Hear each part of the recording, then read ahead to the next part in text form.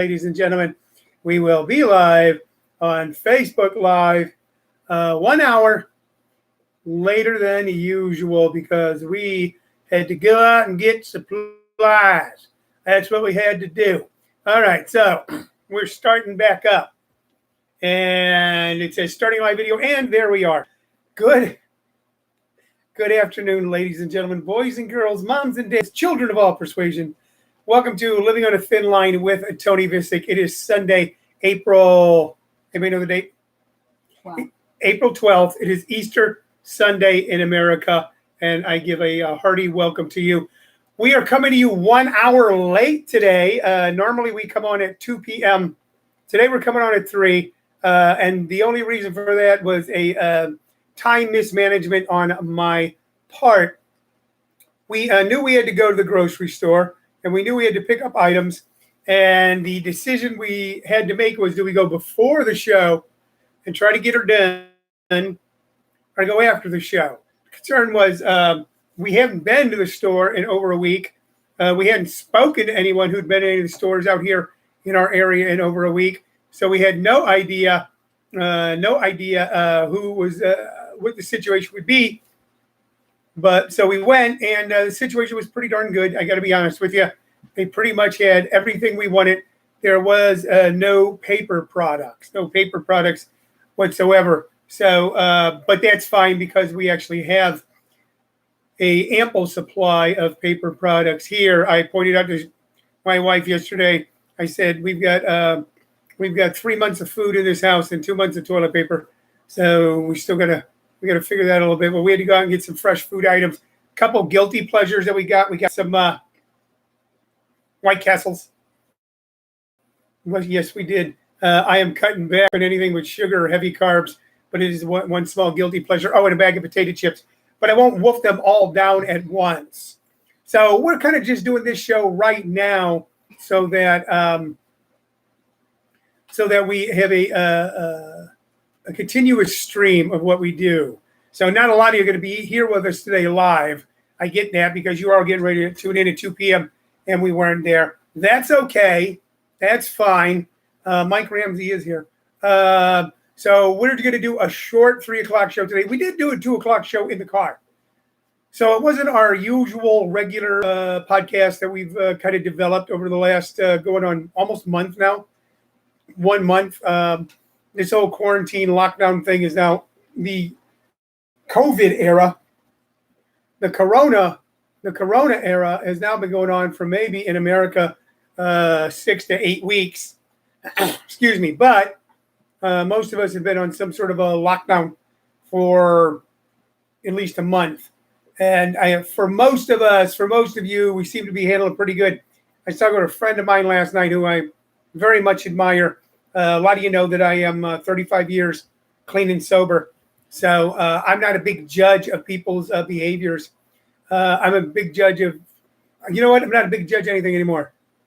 Not a big judge of anything anymore. So I'm just trying to keep my heart open. But this gentleman is now, of course, clean and sober as well. I was fortunate, if you want to call it that, during my my alcoholic period to never get in any serious trouble. That's not everyone's case. This gentleman, who is a true gentleman, while he was drinking and using drugs, did get in a lot of trouble. And he spent over 15 years in jail. And I was talking to him last night, and he cracked me up. He goes, look, I spent 15 years in prison. This lockdown ain't shit. He goes, look, I can't leave my apartment, but I got a cable TV. I got a refrigerator full of food. I can go outside. I can smoke if I want. It's great. It's great. Go to sleep when I want, get up when I want. So it is a happy Easter to you, Nick Rupert. Happy Easter to you, Tina and Michael Lawson. And to your family as well. Happy Easter to you, Randy Ioma. Happy Easter to you, Mike Ramsey. All right, so we're getting through this okay. There's still a lot of scary times. For me, I think that I'm handling it well, and then the smallest thing will send me a little bit around the bend. Okay, I think I'm handling it okay. I'm going fine. I'm good. And then I'll hear a noise someplace and go, what the hell was that? So, but there are now more temporary panics than permanent panics. So once again, you're watching Living on a Thin Line. We do it every day at 2 p.m. Today we did do a 2 p.m. show, but it was from the car. It was brief. So I promised I would come in at 3 to continue doing what we're doing. So what do I do every day? I take any questions from you. If you want to post them here on Facebook Live or on YouTube or on our, and check it out too, our website, our internet-based radio station, ComedySchoolsRadioNetwork.com. So Shirley is monitoring that. I kind of got YouTube, but it's kind of far away. I can't really read if there's questions. If you got questions or comments and you're on Facebook Live, you're on Facebook, please post them up there. Hello, Trey Goodman. I hope you enjoyed filming the church service this morning. What we do, just so we got something to build a show around, is I show you some little knick-knack or doodad I have here in the office. This office is packed with memorabilia of all shapes and sizes and types and value. And then I recommend a couple of records. So let's kick that off right away. First thing I want to show you is this. Everybody see that? You saw it on Facebook Live. You saw it on YouTube. You saw it on Facebook Live. You saw it on YouTube. All right, what is that? That is an autographed picture from none other than Rich Jenny, one of the funniest guys of the modern era of stand-up comedy. One of the funniest guys of the modern era of stand-up comedy. If you ever get a chance, please Google or YouTube Rich Jenny. You will be stunned at the lightning speed and the amount of jokes that he's able to pack into just a few sentences. Rich Jenny, last name spelled Jeni. And a very good friend of mine. I met him in Richmond, Virginia, maybe in '86, when my darling road agent, Sandy DePerna, booked me into the club that she booked. Happy Easter to you, Cousin Mimi. And I was the opening act. He was the headliner. We hung out all week. I could not stop laughing the entire time, and he couldn't meet a more gracious man.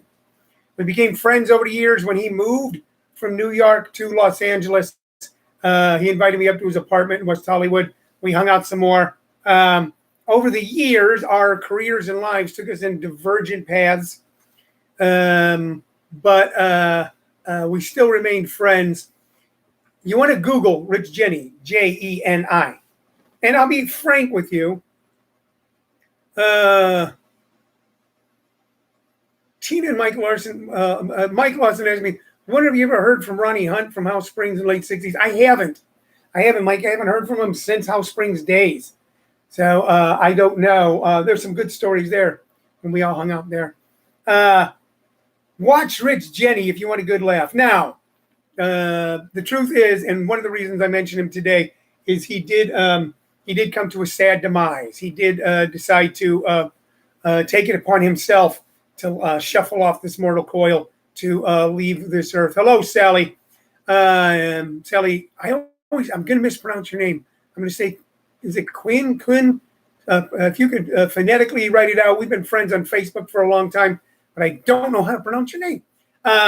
Rich Jenny did make a decision to leave the earth far earlier than he should have. So that's my point.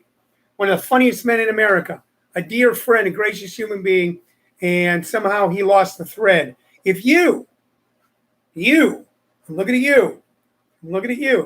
If you somehow start to feel that you're losing the thread, you make sure that you reach out to someone. Make sure you talk to someone. Okay? There's a better thing awaiting for you. All right? We need you. We all need each other. So I mentioned Rich Jenny because he's hilarious. I don't want to dwell on his end. I want to dwell on the work that he did. And if you watch him, especially if you're a comic, you will be stunned at the level of comedy that this man jacked out. Rich Jenny, talk like this. Hey, Vicich. He gave me some great comedy advice one time. We were both working clubs in Cleveland, and he was in a hotel downtown. And I was in a hotel in a city called Parma. And we were on the phone exchanging jokes, talking, and he gave me some great advice about if you're going to make fun of something that everybody likes, to first praise it before you put it down. I go into things like that more in detail in my workshops, but let's say you're going to make fun of Donald Trump, Donald Trump supporters. Okay? You got some good friendly jibes, though, you want to do. You first want to say positive things about him, and then you can tear into him. Let's say you're going to make fun of Kobe Bryant, okay, who is like really revered now. First, you want to show your reverence for Kobe Bryant, then you can make fun of him. That was a piece of advice that Rich Jenny gave me when I was writing jokes about Tom Cruise. So Google Rich Jenny, you'll be glad you did. Let's talk about a couple record albums here, okay? Both kind of have a thread here. This first one is, check it out. Check it out.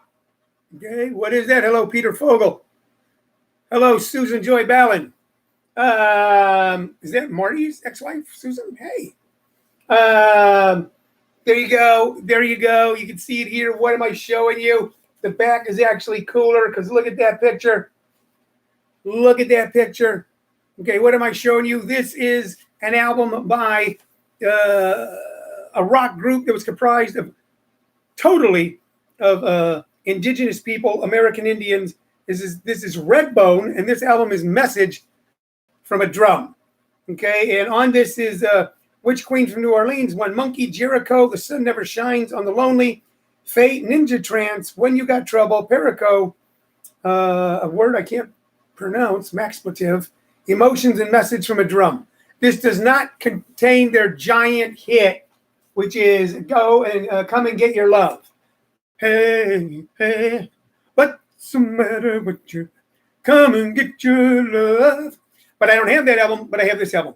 Now, I haven't listened to this album in 25 or 30 years, but as I go through my collection, I thought we should not let another day go by without mentioning this incredibly talented band, Redbone. So you want to Google Redbone, you want to YouTube Redbone, and you especially want to Google Come and Get Your Love by Redbone. It is an infectious, happy tune. It was a huge hit in the 70s and is still played today. Like I said, all Native Americans, totally indigenous tribe. Very cool. Let's see what it says on the inner album sleeve here. What do we got? There's a prayer. There's an Indian prayer. I'm going to read you the first 3 lines. Okay. O great spirit, whose voice I hear in the winds, whose breath gives life to the world, hear me. I come to you as one of your many children. I am small and weak. I need your strength and your wisdom. May I walk in beauty. Those are good words for today. That's a Native American prayer here on the inner sleeve of the Redbone album.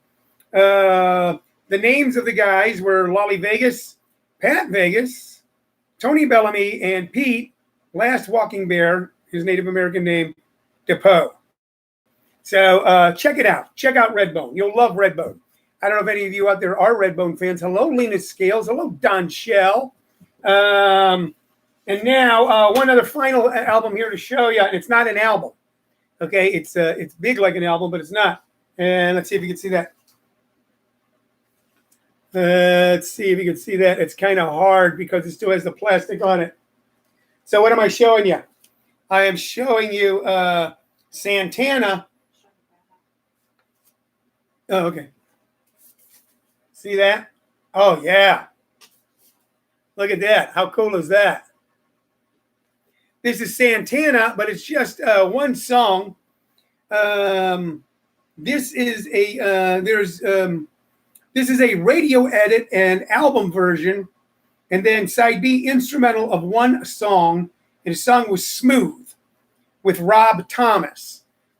So many years into Carlos Santana's fabled career, he had a hit by merging with a more popular star, Rob Thomas, with the song "Smooth," which I think we many of us all remember.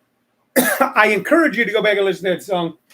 This is what was sent to radio stations for them to play, for them to listen to. Okay, like I said, it's just one song on each side. I've never played this. Yeah, you can see it's just one single set of grooves. So, but you definitely want to go back and revisit Carlos Santana. Carlos Santana, whose soul sacrifice at Woodstock, in the Woodstock movie, enthralled and entranced an entire generation of kids. Most of us who never went to Woodstock, most of us who had never heard of Woodstock until after it happened, who then spent the next year or two weekends at drive-ins where they played Woodstock, sitting on the top of our cars, drinking and smoking and laughing and toking and feeling like we were there, and watching Santana put out one of the most blistering performances in all of music history. I was able to see Santana, I think in 1970 or 71, totally cacked out on amphetamines, by the way, at It wasn't Kiel Opera House. Damn it. What was the other place that we used to see a lot of shows? It was, I can't remember. I saw the Moody Blues there as well. But in the opening act was Booker T and Priscilla. Booker T being the legendary leader of Booker T and the MGs, Memphis Guys. It was a hell of a concert. Like I said, I was totally cacked out on speed, chewed off about half my tongue. So anyway, we're going to kind of abbreviate this today. We've had a long day. We got more to do. You got more to do too. I hope you're having a wonderful Easter. If you weren't with loved ones, at least FaceTime them. If you were going better safe than sorry, good for you. That's what we did today. I would have loved to have seen my daughter in person today. I would have loved to see, and Shirley would love to see her daughters and our grandchildren today. But we're going to be better safe than sorry. You know what? The kids want it for us too. The kids, you know, it's funny. My little grandson Sullivan at the end of February, beginning of March, I went to Los Angeles knowing that there might be a large clusterfuck. And I didn't know if I'd be able to get back into Los Angeles if things got as bad as I thought they might. And by the way, things are not as bad as I thought they could be as far as the disease ravaging people. Thank God for that. It's bad, okay? But the apocalyptic scenario so far hasn't taken place, and that's because of what we're all doing, okay? Because we're practicing social distancing. And even though it breaks our hearts that we can't see these kids, okay, we know we're doing the right thing. But my little grandson had the regular flu, and Shirley was watching him while I was out of town, and he told Shirley, he's 8 years old, and he said, Nana, what I got, it's not that. I don't have the corona disease. But they've got it in California, and you tell Grandpa to be careful. And that was pretty heartwarming. And you be careful, okay? All right? In the coming weeks, most likely, and for me too, we're going to want to let our guard down. You got to do what you got to do. And I got to do what we went to the store today. We could have ordered, but we're still kind of really foreign to that concept. We went to the store today. If we don't have to leave the house for next week or two or leave our property, we're not going to, because if we have it, we don't want to give it to anyone. And if we don't have it, we don't want anybody giving it to us. We, the people, are going to defeat this disease.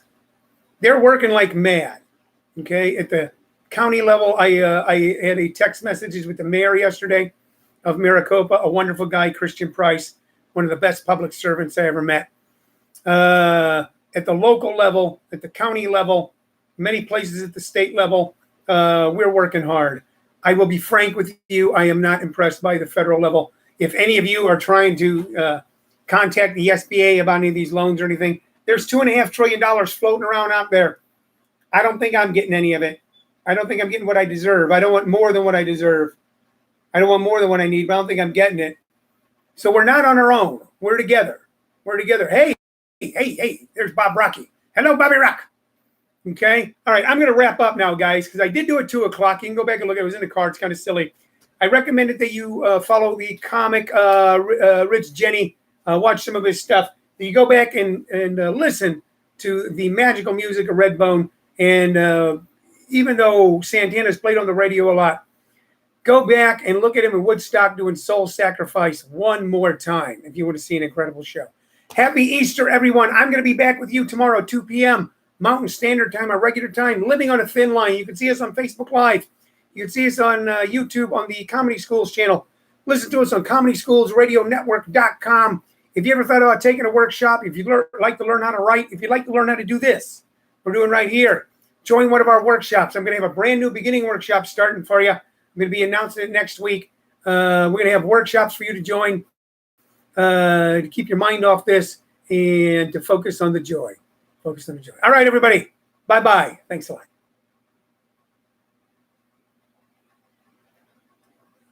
All right, YouTubers. Thank you. And Tom, my one YouTube fan, thank you, man, for supporting me. Tell other people about me. All right, pal. Bye.